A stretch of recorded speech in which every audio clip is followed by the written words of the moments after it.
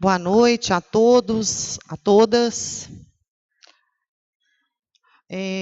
Prosseguindo com as nossas atividades no terceiro encontro da Rede Nacional de Pesquisadores de Direito do Trabalho e Direito Social, nós temos a honra de receber o professor Joaquim Pérez Rey, professor titular da Universidade Castilha de La Mancha, autor consagrado de várias obras, dentre elas, obra que vai tratar exatamente da dispensa coletiva, da violência da dispensa coletiva, autor de inúmeros outros artigos, que trabalha com uma constelação de outros professores em um dos cursos de referência na Europa, em todo o mundo, acerca das relações do trabalho. Então, é uma grande honra.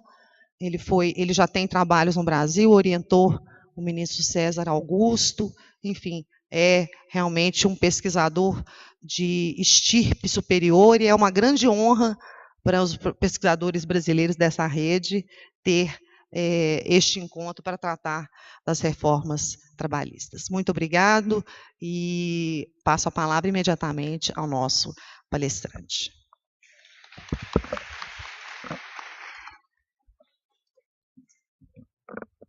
Muito obrigado, Daniela. Desafortunadamente, mi padre procede de una región de Galicia, de España, donde se habla casi en portugués, pero con esto de matar al padre yo nunca aprendí a hablar en portugués, así que tendré que hacerlo en portuñol.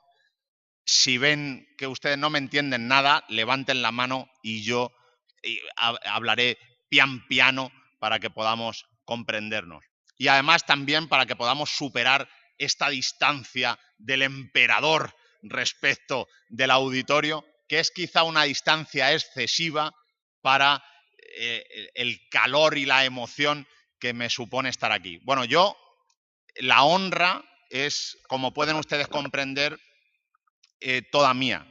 Que un humilde profesor de una universidad de España pueda dirigirse a un auditorio tan cualificado en la ciudad más importante de Brasil y en este entorno imperial, pues el que hace que tenga que estar agradecido es uno mismo. Y debo estar agradecido a la cantidad de amigos que siempre me obsequian en mi visita a Brasil, ¿no?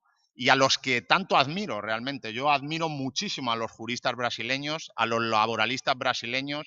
Creo que es uno de los lugares donde hay un laboralismo más crítico y que a su vez genera una especie de construcción muy innovadora.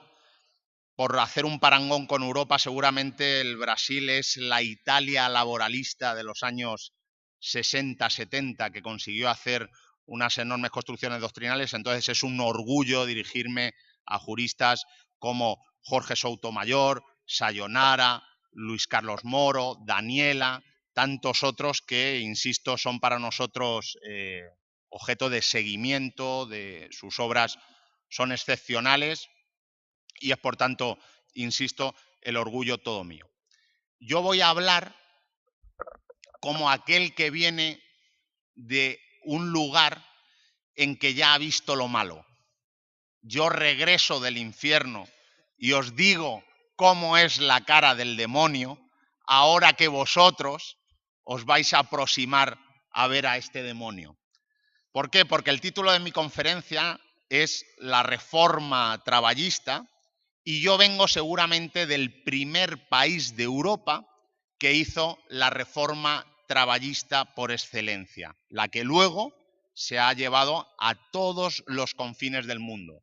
Una reforma hecha por Escuadra y Cartabón, por aquellos que detentan el poder económico, y que determina unas líneas de actuación que nosotros ahora vamos a analizar, que creo se han extendido como la pólvora por todo el continente europeo. Los últimos en subirse a este carro son los franceses hace apenas unos días con la reforma Macron, lo hicieron los italianos, lo han hecho prácticamente todos los países de Europa, y veo que Brasil ha tomado buena cuenta de esta manera de entender el mercado de trabajo y ha hecho una reforma también de este corte, por lo que yo he creído comprender.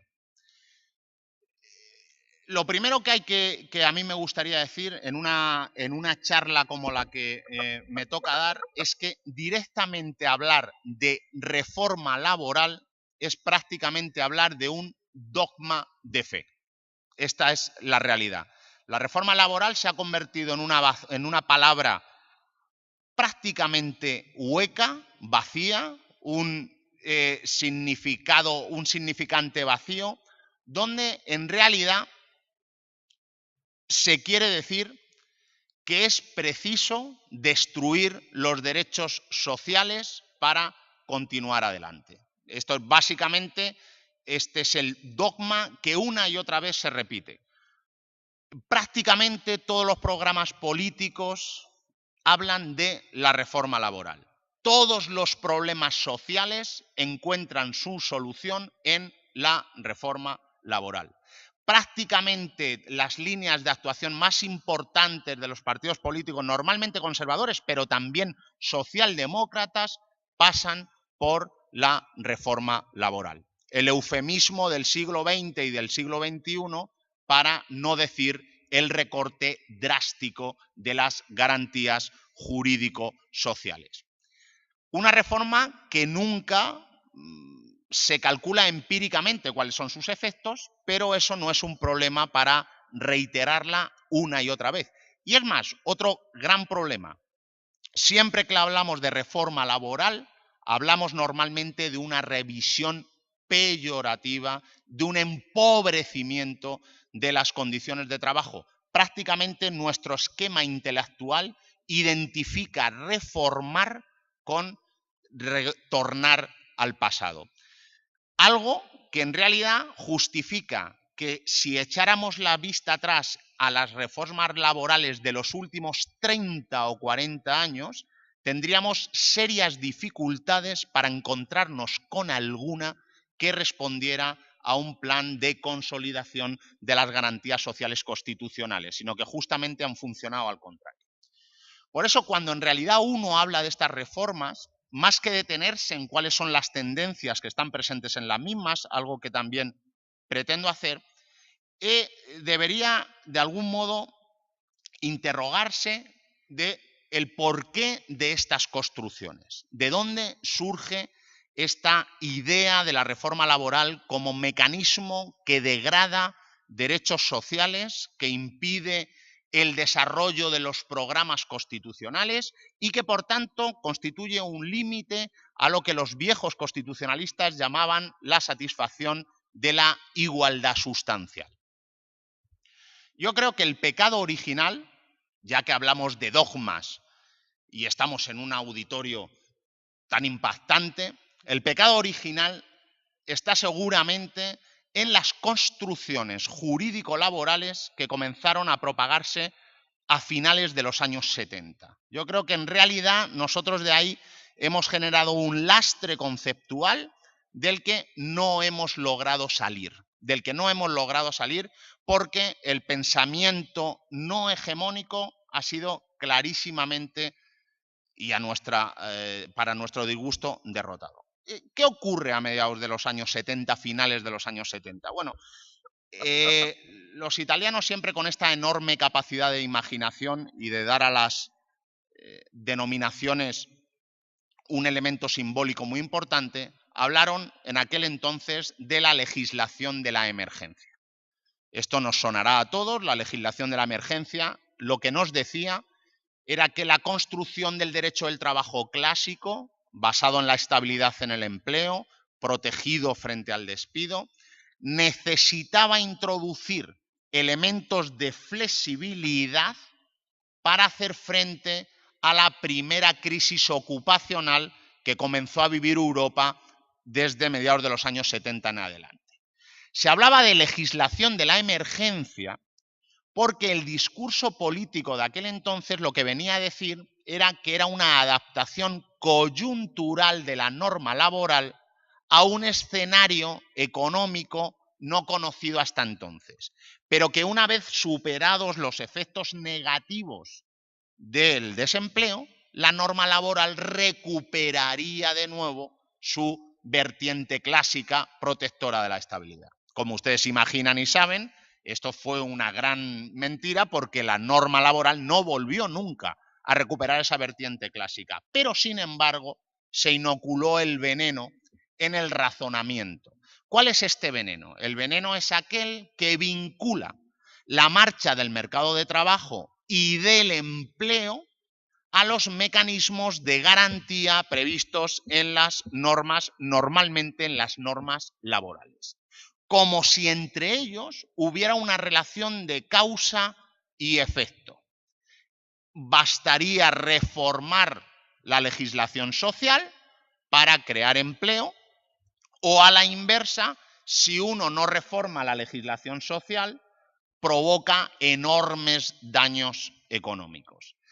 Ese virus inoculado y nunca empíricamente demostrado, todos tenemos ahora en la cabeza países con una legislación laboral protectora que sin embargo tienen una gran influencia económica, pero sin embargo es algo que gana el terreno hegemónico de las reformas y hace que se convierta en un lugar común. Yo lo advierto con mucha frecuencia, pero creo que es un ejercicio bastante sano. Si uno coge, ¿estoy hablando rápido o voy bien? Si uno es capaz de coger casi, me atrevería a decir, cualquier norma de reforma laboral al azar y leer la exposición de motivos de esa norma, estoy convencido que en el 90%, si no en el 100% de las ocasiones, encontrará que la justificación que aporta el legislador para introducir las modificaciones no es otra que el empleo. En todas, el legislador dirá la creación de empleo obliga a tomar este tipo de decisiones. Un argumento precientífico, un argumento demagógico y un argumento en sí mismo inútil, porque si los juristas tuviéramos la capacidad de crear empleo con nuestras plumas, seguramente estaríamos mucho más valorados de lo que lo estamos, ¿no? Que es muy poco. Ese virus se ha ido extendiendo y nosotros, yo creo que estamos ahora en la fase última de la extensión de ese virus, que afecta de manera frontal a cuál es la identidad y la configuración del derecho del trabajo. Si os recordáis, empezamos diciendo que las adaptaciones eran una mera emergencia y luego pasamos a la época de las reformas estructurales. Ahí ya el razonamiento fue muy diverso. Es necesario incorporar cambios de gran alcance en el derecho del trabajo porque las condiciones en las que el derecho del trabajo se mueve han cambiado. Un argumento determinista en el que los laboralistas hemos muchas veces también caído al identificar determinadas instituciones laborales exclusivamente con el modo de producción industrial fordista, pero en realidad un argumento que no dejaba de ser determinista. Pero yo creo que ahora las nuevas reformas laborales, el plan laboral que arrasa los países que han tenido un derecho del trabajo con cierta identidad protectora, ha hecho del derecho del trabajo una cosa distinta. Una cosa que, desde el punto de vista jurídico, es bien interesante de analizar, aunque desde el punto de vista laboral no es tan conveniente sufrir. ¿Qué es lo que hacen estas reformas laborales de nueva generación? Bueno, a mi juicio, le hacen decir al derecho del trabajo cosas que no podría decir ni siquiera el derecho común.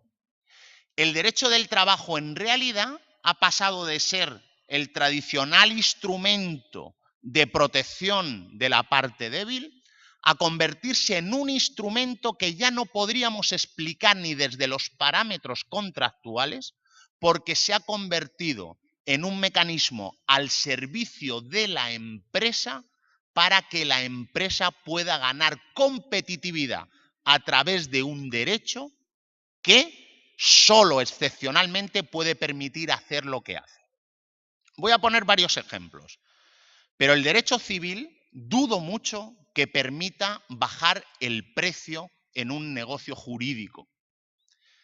El derecho del trabajo lo permite.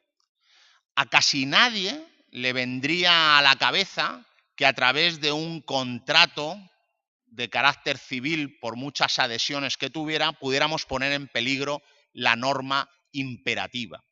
En realidad, si se fijan, el derecho del trabajo, que fue un derecho del trabajo insolente y que surgió, nació rompiendo los esquemas de la dogmática civil por inservibles en la relación entre desiguales, sin embargo ahora se ha convertido en un derecho del trabajo domesticado, indolente, que garantiza un aparato técnico a las empresas para poder gestionar a los trabajadores sin que el derecho se convierta en un problema, sino en una herramienta. Yo vengo de un país, vuelvo a poner esto como ejemplo, que como ustedes bien saben, carece de política monetaria. En España no tenemos moneda propia, compartimos la moneda con el resto de países de la Unión Europea, tenemos el euro y, por tanto, un país que nunca pudo haber salido de la crisis económica a través de la devaluación de la moneda, porque no tenía soberanía en materia de moneda. ¿Qué función ha cumplido el derecho del trabajo en España del 2012 en adelante? Garantizar la devaluación a través de la rebaja de los salarios. Es decir, justo la función contraria que se espera que pueda cumplir un derecho tuitivo y protector. Insisto, en este tránsito de un derecho del trabajo a un derecho de la empresa. No ya ni siquiera un derecho del empleo, que fue seguramente la segunda de los tránsitos, sino ahora directamente un derecho al servicio de la tasa de ganancia de las empresas, que es muy dudoso que pueda cumplir con el panorama constitucional. Claro, para llevar a cabo esta mutación radical de las finalidades y de los mecanismos que garantiza el derecho del trabajo, ha sido necesario operar en muchos frentes. Frentes que también desde el campo laboralista tendremos que analizar y que incluso yo creo que no pecaría de exagerado si dijera que esta operación o esta mutación genética del derecho del trabajo no se ha podido hacer sin destruir a la vez la democracia. Este es el otro elemento definitivo.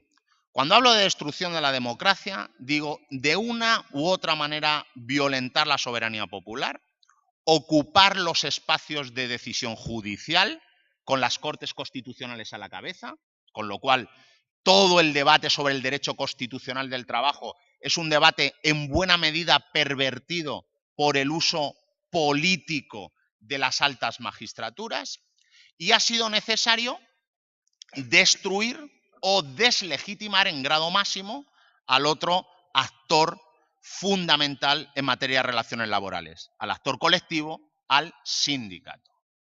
El sindicato en la diana, la democracia demediada, son en realidad elementos fundamentales para los mecanismos de reforma laboral. Por lo tanto, no estamos ante un mero escenario de ajuste técnico a los problemas de la economía, sino que estamos ante un escenario bastante más terrible de degradación de los mecanismos de expresión de la ciudadanía, ya sean a través del uso de las instituciones, ya sean a través del mecanismo de las organizaciones sindicales. A las organizaciones sindicales se las incorpora primero un elemento de radical deslegitimación. Los sindicatos no son más que instrumentos para delinquir, no comprenden al trabajador, son básicamente elementos corporativos a los que se excluye del diálogo social, porque estas reformas no pueden ser dialogadas. y además se los sustituye, y este seguramente es el elemento más llamativo de todos, se lo sustituye por una amalgama de negociadores no sindicales que muchas veces son los trabajadores directamente.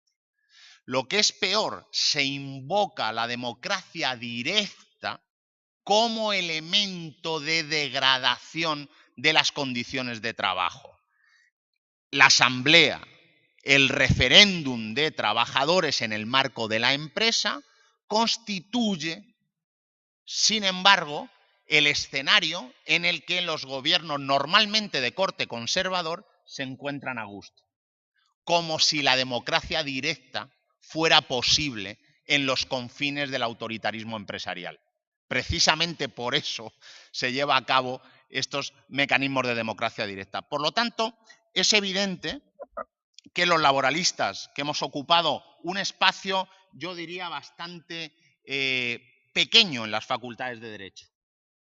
El laboralista ha ocupado un espacio marginal y un espacio incluso podríamos llamar exótico. Ese que va por ahí es el profesor de Derecho del Trabajo. No le hagáis mucho caso. Mirad cómo ha acabado. Dice el colega de Derecho Civil, siempre, digamos, con la fe que da y con la seguridad que da tener dogmas que proceden de Plinio. Bien. Quiero decir que este lugar secundario del derecho del trabajo en el conjunto de las ramas jurídicas, sin embargo, es un lugar que no se corresponde con la realidad de la degradación de los mecanismos democráticos que a través del trabajo se están produciendo, que yo creo que son seguramente los de mayor intensidad. También vengo de un país sometido a unos constantes conflictos territoriales y, por ejemplo, me llamaba la atención y me ha llamado la atención hace mucho, pero lo pongo simplemente como mero ejemplo de a lo que me quiero referir. Saben que en España ahora vivimos un conflicto tremendo con la posible referéndum de autodeterminación de una parte de España que es Cataluña, y ha habido hace poco un manifiesto de profesores de Derecho Constitucional advirtiendo de cómo ese referéndum podría violar las normas constitucionales. Bien, no hubo un manifiesto de profesores de Derecho Constitucional cuando la reforma laboral degradó básicamente todos los derechos sociales incorporados a esas constituciones. Constituciones, por tanto, que tienen un peligro grave, que es ser constituciones básicamente sombras negras, palabras vacías. Repetir el derecho al trabajo en los textos constitucionales o hablar incluso del derecho a la libertad sindical o a la huelga en escenarios de negociación directa de las condiciones de trabajo, de negociación en la empresa o en escenarios de desempleo no protegido, no puede ser más que un sarcasmo que lo que hace es quitar cualquier tipo de rigor a los textos más importantes en los que se fundan los países. Porque claro, aquí viene el otro problema. Ponemos en peligro la democracia y ponemos en peligro la democracia porque estas reformas, de cuyos contenidos ahora me ocuparé, estas reformas en realidad no son reformas ni siquiera que partan de la soberanía de los países. Este es el otro elemento fundamental. Son reformas impuestas, son reformas determinadas en los laboratorios del pensamiento económico e impuestas uno a uno a los gobiernos de no importa qué lugares del mundo. En Europa la reforma laboral es concebida básicamente por la Troika, la Comisión Europea, el Fondo Monetario Internacional y el Banco Central Europeo, y se impone como condición de sobrevivencia a básicamente todos los países europeos. Por lo tanto, incluso el elemento de la soberanía estatal queda en entredicho con la aprobación de estas reformas que se imponen no a través de cauces democráticos. Me gusta ilustrar las cosas con ejemplos para que vean que lo que digo no es fruto de mi ensoñación o de mi desaforado espíritu crítico. Nosotros tenemos un contrato en España lo cuento siempre, que es el contrato de apoyo a los emprendedores. Ahora diré algo sobre esto. El contrato, para que ustedes me comprendan, y creo que también hay algo en la reforma brasileña que se podría asemejar a esto, es un contrato que durante el primer año no ofrece al trabajador ninguna garantía frente a la extinción. El trabajador puede ser libremente despedido sin abonarle indemnización y careciendo incluso de acción judicial, porque la decisión empresaria en este caso es puramente discrecional. Ese contrato apareció en Grecia, apareció en Italia, apareció en todos los sitios. Fue como una plaga de hongos, de setas, no sé cómo es en brasileño. Ese contrato apareció en todos los lugares europeos. ¿Dónde está el origen del contrato español? Pues fíjense qué llamativa curiosidad, que siempre la cuento. El Banco Central Europeo mandó una carta al entonces presidente del gobierno Zapatero. Ustedes recordarán a este buen socialdemócrata que gobernó España antes de entregar el poder ya directamente a Mariano Rajoy durante mucho tiempo. Bien, esta carta, que tenía un membrete arriba que decía estrictamente confidencial. Es decir, el Banco Central Europeo manda una carta a un gobierno y esa carta es estrictamente confidencial. Esto ya demuestra cuáles son los juegos de la democracia. ¿Cómo puede ser estrictamente confidencial lo que usted recomienda a un gobierno elegido por las urnas? No lo sabemos, pero así fue. Esa carta nunca se conoció hasta que Zapatero publicó sus memorias a cambio de una importante suma dineraria para una editorial que era la editorial Planeta, que imagino que tiene gran presencia también en Latinoamérica. Bien, en esas memorias Zapatero incluyó la famosa carta del Banco Central Europeo que nadie había visto, pero todo el mundo había oído. ¿Qué estaba en la carta del Banco Central Europeo? El contrato de apoyo a los emprendedores como imposición al gobierno español para superar la crisis de deuda. Quiero decir que los resortes de la voluntad popular quedan absolutamente cortocircuitados y todos estos elementos institucionales jurídico-laborales vienen de un ejercicio no democrático del poder, sino de un ejercicio autoritario del poder que se da de bruces contra el pluralismo que genera el derecho del trabajo. Bien, ¿cuáles son los contenidos de estas reformas? Primero, ¿cuáles son sus formas? ¿Y cuáles son sus contenidos después? Las formas ya las estamos viendo. Formas que van más allá de los canales democráticos habituales y que incluso cortocircuitan el parlamentarismo. Esto es otro elemento bastante corriente. Casi todas las normas de reforma laboral son normas que se generan unilateralmente por el poder ejecutivo y que no son susceptibles en la mayoría de las ocasiones de debate parlamentario. La capacidad de legislación extraordinaria dotada a los poderes ejecutivos se usa muy habitualmente para llevar a cabo las reformas laborales sin que haya un verdadero debate en el Parlamento, invocando habitualmente razones de urgencia y extrema necesidad. ¿La urgencia cuál es? Combatir el desempleo. España lleva con una tasa de desempleo que ronda el 20% los últimos 20 años. Bien, pero en cambio es urgente combatir algo que es casi un elemento tal. Si se fijan, por ver cómo esto funciona en Europa, la última de las reformas laborales de nuevo cuño, la francesa, ha respondido también milimétricamente a este criterio.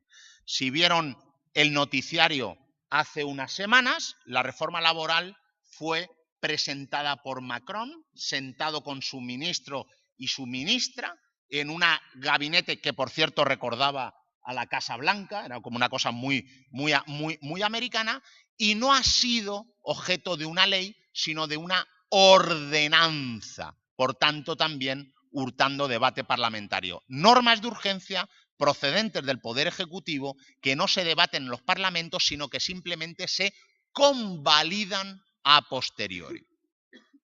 ¿Y cuáles son, al menos en Europa Y creo que la reforma brasileña, por lo poco que he leído, y no me atrevería, obviamente, en un auditorio tan cualificado como este, a expresar ninguna opinión sobre la misma, pero ¿cuáles son los tres ejes fundamentales de estas reformas? ¿A dónde van dirigidos? ¿Qué instituciones laborales son las que están involucradas? Yo creo que hay una primera tendencia. La primera tendencia es bastante sintomática, es la precarización de las relaciones de trabajo. Este es casi un símbolo de los nuevos tiempos, ¿no? Se ha dicho hasta la saciedad, pero cada vez lo vemos con más frecuencia.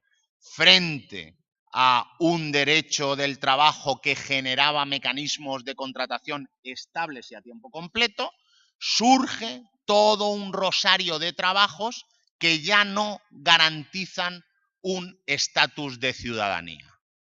Trabajadores a tiempo parcial con servicios a tiempo parcial no voluntarios. Siempre merece la pena aquí hacer una especie de coma, porque siempre se dice, bueno, el trabajo a tiempo parcial es el trabajo de la parte más rica de Europa. Los escandinavos, todo el norte europeo trabaja a tiempo parcial. Bueno, trabajan a tiempo parcial porque quieren. Este es el gran problema del trabajo a tiempo parcial. El trabajo a tiempo parcial en el sur es un trabajo impuesto, normalmente un trabajo fraudulento. Se trabaja a tiempo parcial solo para cotizar menos a los sistemas de protección social, pero en cambio las jornadas son amplias. Trabajadores temporales sin garantías frente a la dispensa, sin garantías frente al despido, que durante los primeros años pueden ser libremente rescindidos. Este es otro gran elemento de los últimos tiempos. Y luego yo diría claramente, y este va a ser el debate en el que estamos ya incursos, la huida hacia lo que podríamos llamar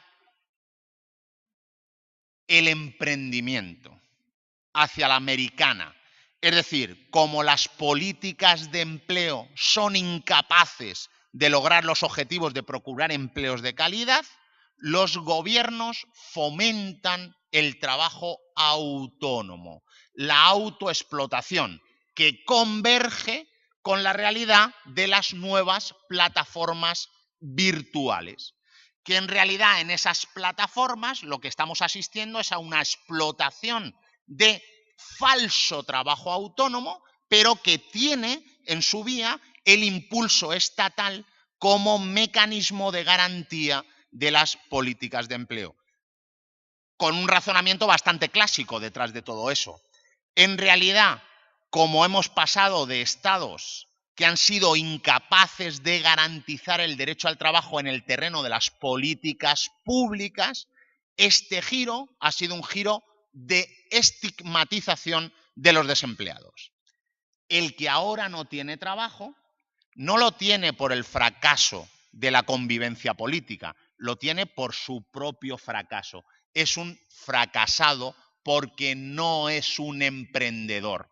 Y para eso lo decoramos con las figuras magníficas del self-made man, que es millonario a pesar de que nunca pisó la universidad y no sabe ni siquiera leer, ¿no? Esa figura tan americana, o la figura tan norteamericana del hombre encerrado en su garaje diseñando el gran sistema operativo del futuro, que obviamente no tiene en cuenta todo lo que rodea esa historia, ¿no? Por lo tanto, trabajo precario en el interior del derecho del trabajo, porque es fuera del paradigma del contrato a tiempo completo indefinido, y trabajo precario fuera del contrato de trabajo en el ámbito del trabajo autónomo dependiente, lo cual ya es un sarcasmo en sí mismo, hablar de trabajo autónomo dependiente, y de un trabajo que además juega con, esto quizás es una obsesión mía, pero a mí me obsesiona esto también mucho desde el punto de vista jurídico, con una tradicional incompetencia del contrato de trabajo, que es de incorporar las prestaciones de obra a su interior. Nosotros, en realidad, como herencia del derecho civil, nos hemos acostumbrado siempre a hablar del contrato de trabajo como un contrato que da lugar a obligaciones de actividad y no de resultado. Y este es uno de los grandes problemas que encontramos en las plataformas virtuales, que la excusa del resultado constituye el elemento para negar la subordinación o la dependencia y, por tanto, la protección del derecho del trabajo. Yo no veo una incompatibilidad entre las prestaciones de resultado y el contrato de trabajo. Un contrato de trabajo nunca lo ha sido de mera actividad, porque si el contrato de trabajo no produce al empresario, no sirve, no continúa. Por tanto, siempre está mediado por el resultado. Segundo bloque de materias. El aumento de los poderes empresariales. Este es el otro elemento claro. El empresario, de repente, convertido en el jefe, en el señor de su casa, en el Führer de empresa, que por tanto puede alterar unilateralmente los términos del intercambio contractual. Por eso yo decía al inicio que el derecho del trabajo ha pasado de ser un instrumento de garantía de la parte débil a permitir operaciones técnico-jurídicas que serían incluso imposibles en el marco del derecho común de los contratos. En el contrato de trabajo, Napoleón ha muerto. No solo eso, si ustedes, la mayoría de nosotros nos hemos criado en las aulas de las facultades de Derecho, y normalmente una de las clases que más impresionaba al inicio era la clase de Derecho Civil. Y siempre que el profesor de Derecho Civil dijera alguna vez esas palabras mágicas: pacta sunt servanda. Eso era lo que el alumno de Derecho regresaba de nuevo a su casa y le decía a sus padres: pacta sunt servanda. El padre se quedaba satisfecho porque veía que estaba invirtiendo bien en la educación de su hijo, y el hijo quedaba fascinado por la importancia que el contrato podía tener entre dos personas, algo intangible. No puede quedar en manos de una de las partes, declamaban estos señores. Bueno, ¿dónde está el pacta sunt servanda en el derecho del trabajo? Y no me refiero a la vocación de la autonomía de la individual de garantizar algo dentro del derecho al trabajo, que no tiene ninguna, sino a la capacidad empresarial de alterar condiciones de trabajo, algo que en España se ha reconocido incluso para que el empresario pueda alterar la cuantía salarial. El empresario, ante dificultades económicas, podría rebajar el salario del trabajador. ¿Cabe eso en la dogmática tradicional de los contratos? Naturalmente que no. Nadie va al banco a bajar la prima de su hipoteca unilateralmente. Y a partir de ahí hemos pasado además a lo que podríamos llamar una, y perdonad por esto, construcción posmoderna del derecho del trabajo, que consiste en que tras incrementar de manera desproporcionada los poderes empresariales en la relación de trabajo, afectando por lo tanto a los dos grandes elementos de intercambio contractual, el salario y la jornada. El salario se puede alterar y la jornada no es más que ya una cortina de humo. La jornada de los trabajadores se puede manejar al antojo empresarial, con una bolsa de horas de libre disposición. Hoy trabaja usted por la mañana, por la tarde, dispongo de sus descansos. Pero en cambio la mayoría de la doctrina laboralista no hace más que pensar en los derechos fundamentales inespecíficos de los trabajadores. Es decir, normalmente ahora llevamos años discutiendo sobre cómo garantizar la intimidad, cómo garantizar el honor o cómo garantizar la libertad de expresión en el marco de la relación laboral, pero sin embargo ya nadie habla de cómo garantizar el derecho a un salario justo que satisfaga las necesidades de la familia, a un horario de trabajo previsible, a una jornada limitada. Es decir, esta nueva protección, que es una protección la mayoría de las veces insustancial, pero parece que ha generado este derecho del trabajo posmoderno, donde las condiciones de trabajo no tienen el rango de derechos fundamentales y, por tanto, no son objeto de la suficiente atención doctrinal. Y tercer elemento de estas reformas. Creo que me estoy quizás cediendo de tiempo o voy bien. Bien. Ya saben que hay un mecanismo importante para cuando un profesor universitario es especialmente pesado, que es seguir la táctica soviética de lanzarle un zapato. Y con eso él ya se callará y recordará esas viejas discusiones de Khrushchev y otros prohombres soviéticos. Bien, intentaré ser breve en estos dos puntos, aunque ya saben también que hay otro elemento, que es que cuando el profesor de universidad dice que va a ser breve, entonces ya es tremendo, ya el auditorio empieza a desesperarse. Pero bueno, yo lo voy a hacer porque además nuestro gran amigo Soutomayor ha dicho que después de esto hay cachaza, entonces tengo la absoluta obligación de ir terminando, porque otras necesidades imperan. Bien, ¿cuál es el tercer bloque? Yo creo que el tercer bloque consiste en lo que Antonio Bailos y yo mismo en un libro llamamos la banalización del despido, la banalización de la dispensa. Yo creo que este es el otro elemento clave de las reformas de nuevo cuño que a los juristas nos generan problemas claramente relevantes, claramente importantes. Primero, ¿cuáles son las causas por las que los trabajadores pueden ser despedidos, pueden ser dispensados? Aquí hemos incorporado al razonamiento jurídico toda una serie de causas que proceden en realidad de la economía y de la teoría de organización de empresas. Las pérdidas, la pérdida de beneficios. Fijaos, en España, por ejemplo, se puede incluso despedir, se puede dispensar por pérdidas previstas, pérdidas futuras. La pregunta que yo hago, aquí hay magistrados muy buenos y muy relevantes. ¿Cómo se prueba ante un juez una pérdida futura? ¿Cómo responde el proceso del trabajo a hechos futuribles, a especulaciones? ¿Cómo el discurso de los hechos probados, que es el discurso judicial, se adapta al discurso de los hechos futuros? Pues en realidad aquí está el verdadero problema, porque este es el segundo inconveniente. ¿Cómo se revisan por los jueces estas pruebas, estas causas de despido?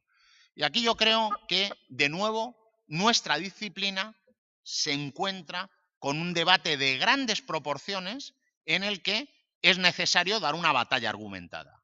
¿Cuál es este debate? El debate es que las decisiones sobre la marcha de la empresa pertenecen al empresario, que está amparado también por un derecho fundamental, el de la libertad de empresa.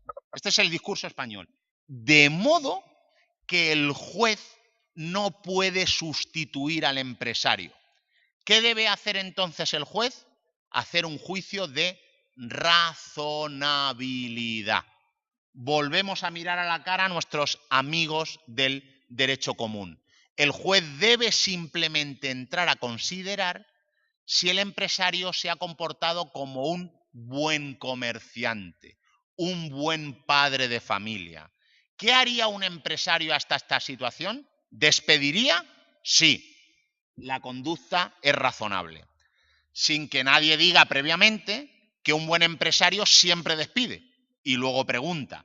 Y que por tanto incorporamos al terreno del razonamiento jurídico un razonamiento de tipo económico que resulta ajeno y que hace que el despido no cumpla la función tradicional de ser una medida de última ratio, sino una medida más ordinaria de gestión. Yo siempre pienso en la película que mejor ha retratado esto, que es la película de George Clooney, la de Up in There. No sé si habéis visto. Él es un hombre que va por todo Estados Unidos despidiendo personas. Viaja permanentemente.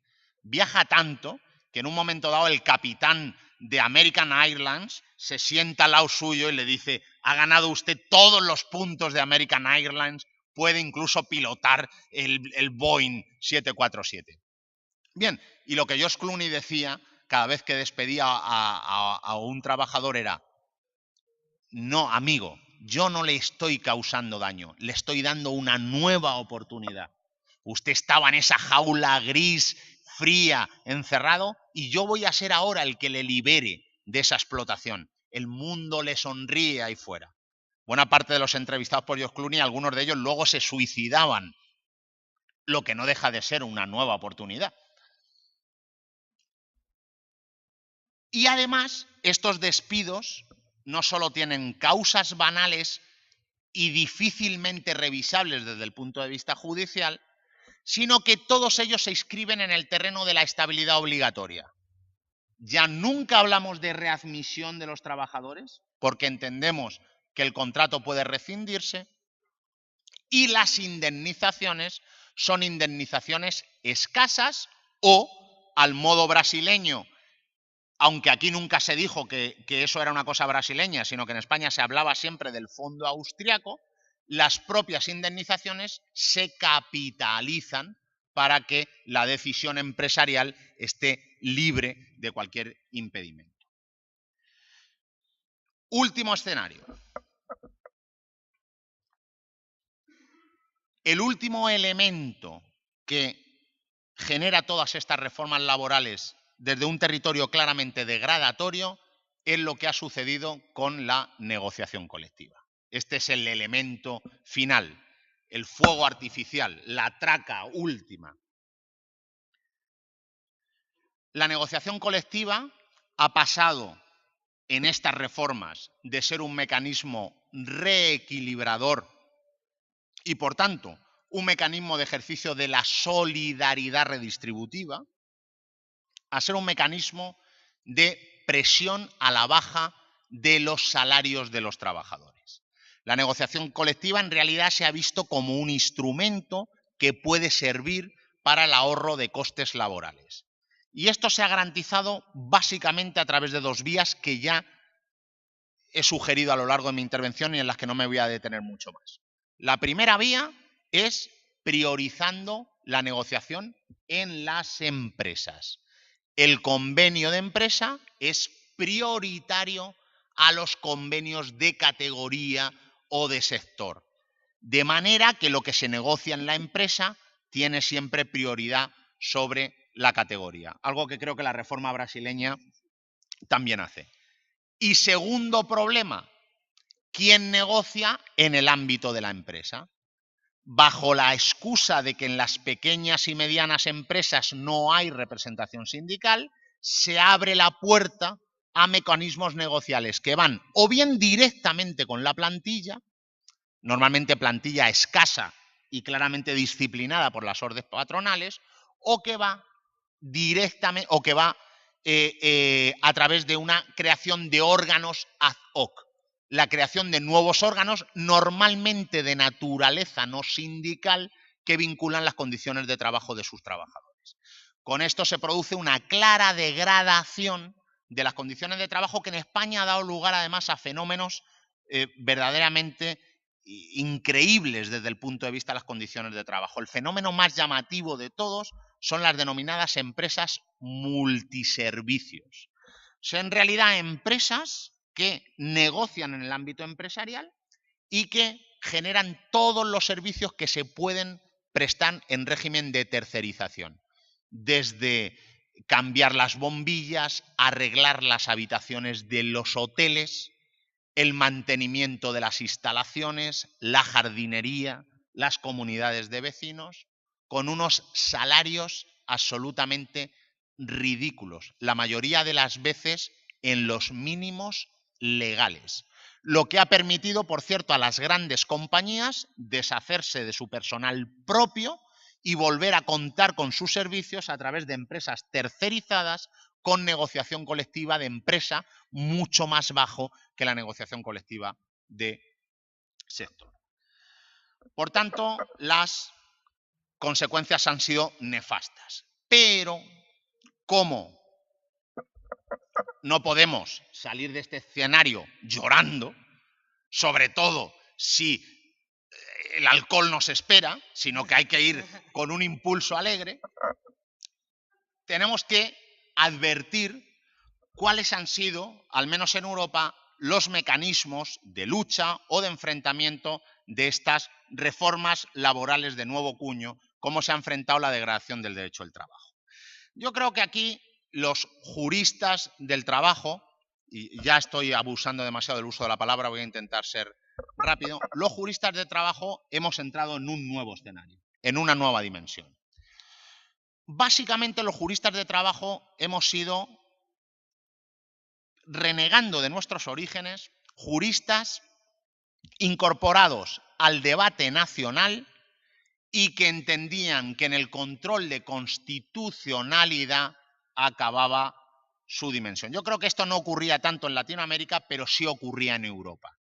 Para que se hagan una idea, yo cuando a mis alumnos les explicaba lo que era la OIT, se lo explicaba como si eso fuera un órgano exótico. Es decir, algo, pues miren, la OIT, fíjense, el único órgano que todavía pervive de la vieja sociedad de naciones. Es decir, por tanto, pero no un instrumento real de garantía de las condiciones de trabajo en territorios de conflictividad jurídica. No creo que tampoco lo sea todavía, porque la OIT en realidad tampoco garantiza demasiado. Pero, en definitiva, ¿qué ha ocurrido esto en Europa? El descubrimiento de la norma internacional.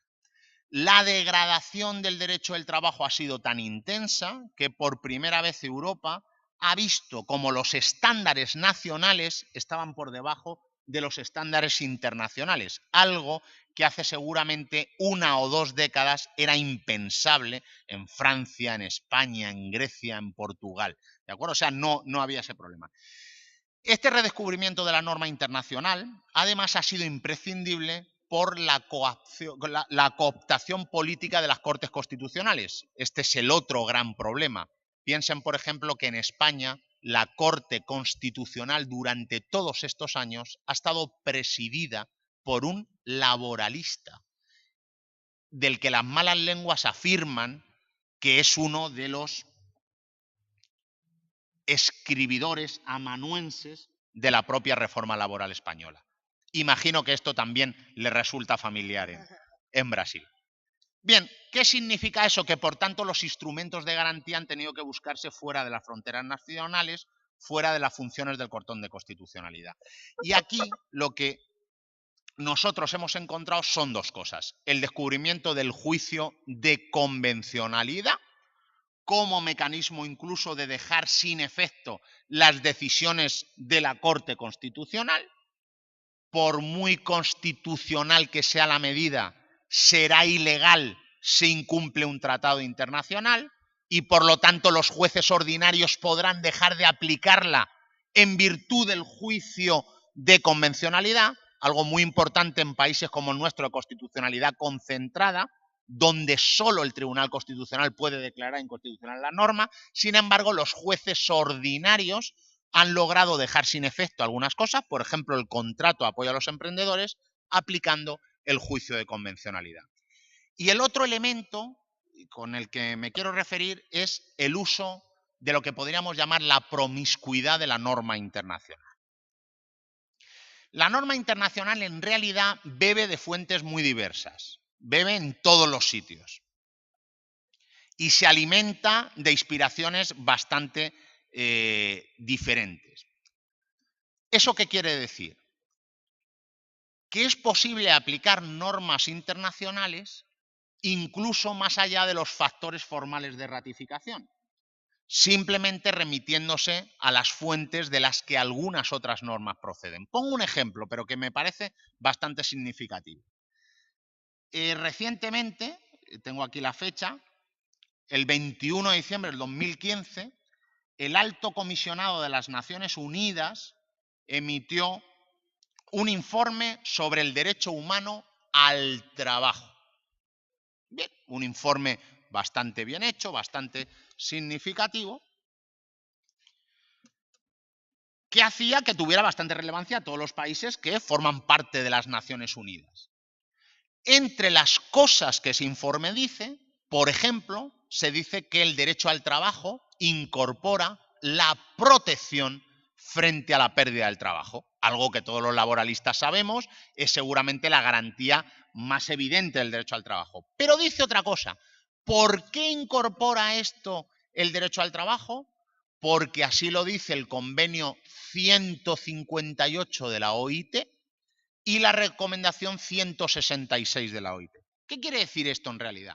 Quiere decir que más allá de que un país haya o no ratificado el 158 de la OIT, si uno pertenece al sistema de derechos de las Naciones Unidas y tiene ese derecho al trabajo, tendrá que aplicar el derecho al trabajo conforme a los parámetros del 158 de la OIT.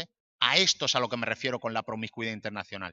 Creo que en la Corte Interamericana de Derechos Humanos hay incluso un caso sobre un despido colectivo en Perú, donde el gran elemento de discusión es este, ¿no? Estas son las sinergias, estos elementos que hay que empezar a descubrir, pasando de factores formales como el de ratificación. Por cierto, del que la propia OIT hace caso omiso cuando entiende que las normas fundamentales no necesitan el factor formal. Estos son instrumentos técnicos jurídicos que obviamente abonan una lucha de corto alcance que puede en ocasiones ser efectiva y a la que no se puede renunciar.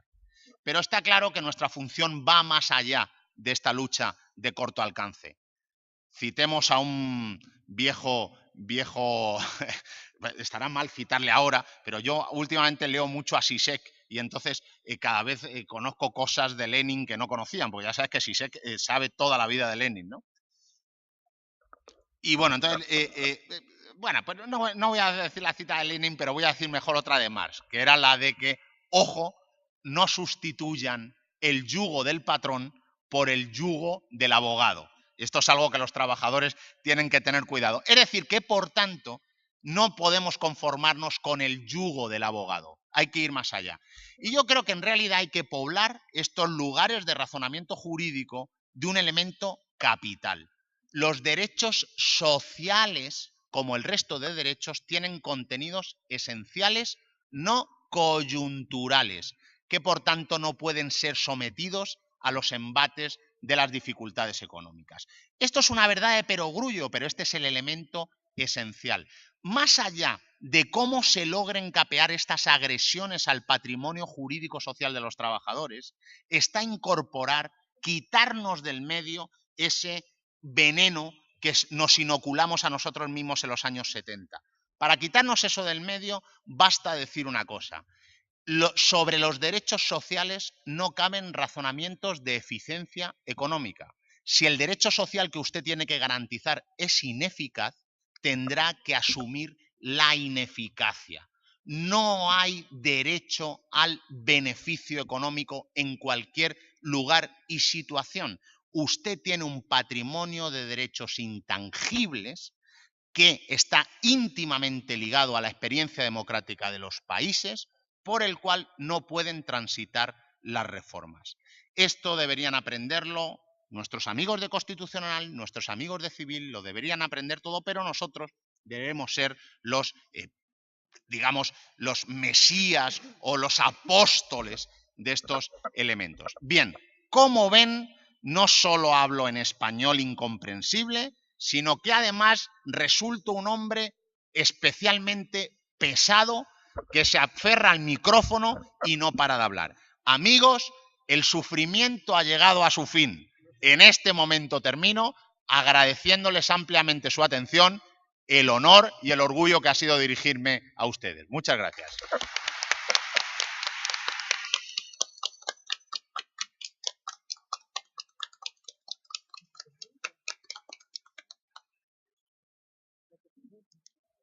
¿Hacemos debate o no? Não.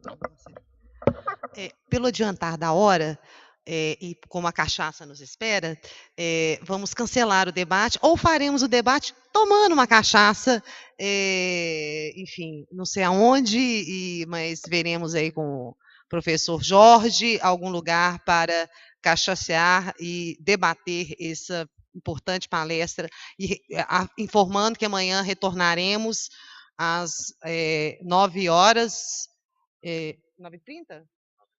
9h30, e o lugar chama Cachaçaria. Nós vamos para a Cachaçaria debater esta importante palestra e, mais uma vez, agradecer a todos pela presença, ao professor Joaquim, agradecer por essa aula, por esse... Assistimos, né? Aqui, quando tomar parte de toda a legislação do trabalho, verá muito déjà vu da reforma espanhola. Mas e espero que os exemplos de lá nos sirvam aqui para a resistência e para a luta. Muito obrigada a todos. Então, vamos à cachaçaria. Muito obrigada ao professor. Até amanhã. Está encerrada a jornada de hoje. A cachaça!